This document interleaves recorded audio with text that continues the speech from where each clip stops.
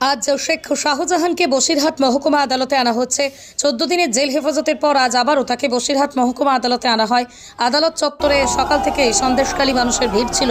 শাহজাহানকে আদালতে আনতেই জয় বাংলা স্লোগান দেওয়া শুরু করলো সন্দেশখালীর মানুষ।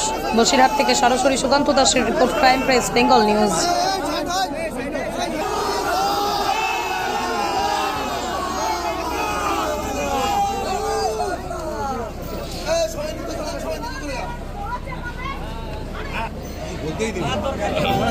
কথাই বলতে দিল না, চিৎকার চাই নাকি?